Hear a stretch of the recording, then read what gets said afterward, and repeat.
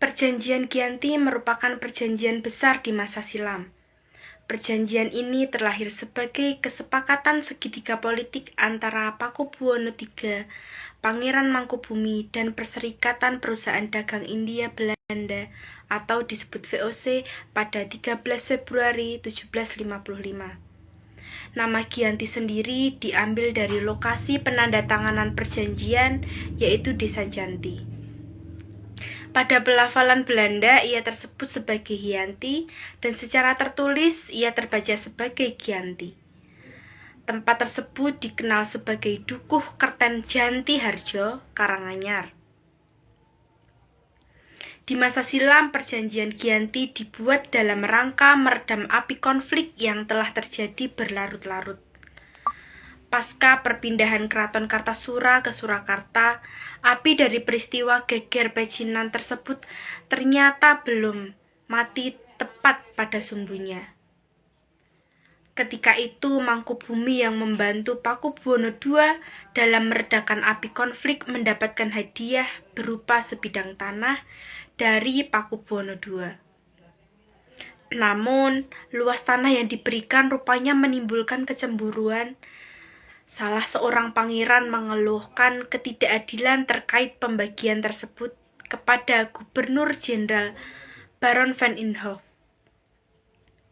Gubernur Jenderal tersebut lalu mengeluarkan keputusan yang membuat tanah tersebut tidak jadi dimiliki oleh Mangkubumi. Akhirnya dia bertanya kepada saudaranya Mangkubuwono bahwa alih-alih menimbulkan masalah, daripada tempat saya dikurangi, lebih baik buang saja saya tidak bisa kembali lagi ke Jawa. Akhirnya diberi sangu sebesar 3.000 real. Ini untuk jatah makan anak-anak buahmu. Silahkan pergi.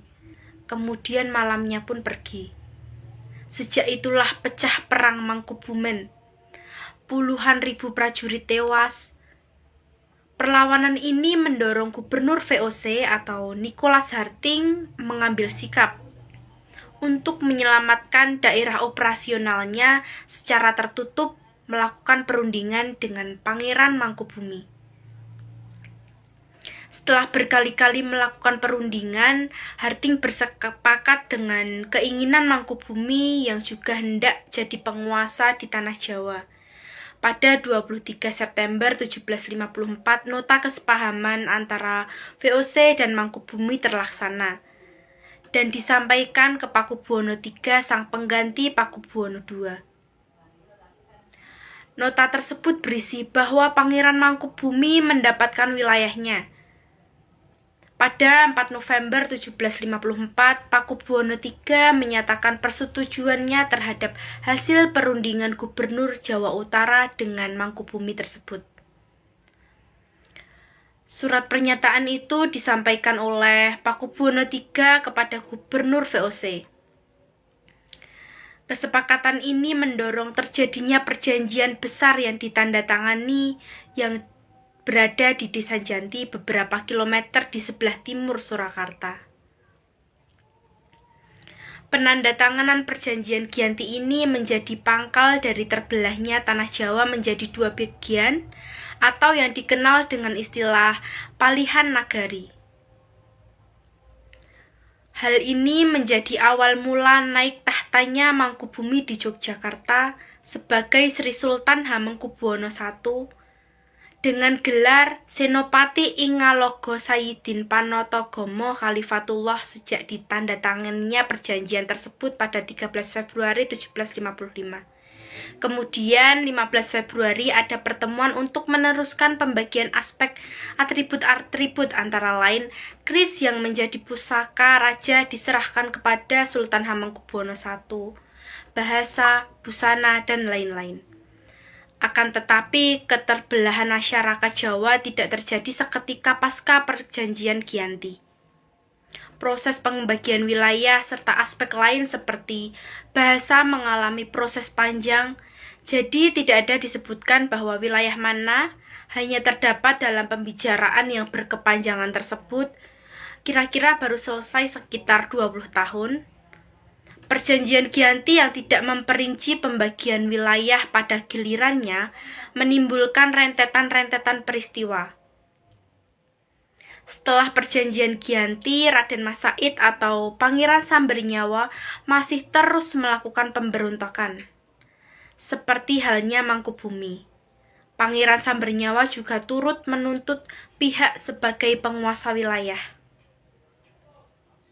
Dalam gerakannya pada Oktober 1755, Pangeran Sambernyawa berhasil mengalahkan satu kelompok pasukan VOC. Kemudian Februari sekitar 1756 hampir membakar keraton yang baru didirikan di Yogyakarta. Setelah perang bertahun-tahun, VOC menyudahi dengan menandatangani Perjanjian Salatiga pada 1757. Perjanjian ini membuat tanah Jawa kembali terbagi.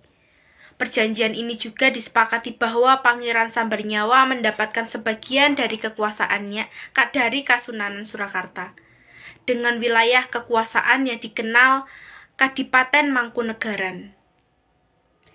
Pangeran Sambernyawa pun berjatah tahta, yaitu gelar Kanjeng Gusti Pangeran Adipati Arya Mangkunegara Lelono Jaya Misesa Senopati ing Alaga Satriya Raga Mataram ing Nagari Surakarta Adiningrat.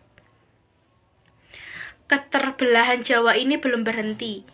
Pada 1813 di masa Gubernur Jenderal Thomas Stamford Raffles dari Inggris, Kesultanan Yogyakarta juga terbelah dengan hadirnya Pakualaman. Dengan demikian, tanah Jawa memiliki 4 wilayah pemerintahan, masing-masing tumbuh dengan perbedaan model dan orientasi politik. Hal ini mengantarkan Jawa pada rupa yang beragam. Di masa Republik Indonesia, Kasunanan Surakarta dan Kadipaten Mangkunegaran menjadi situs cagar budaya. Sementara wilayah Yogyakarta yang di dalamnya terdapat Pakualaman menjadi daerah istimewa.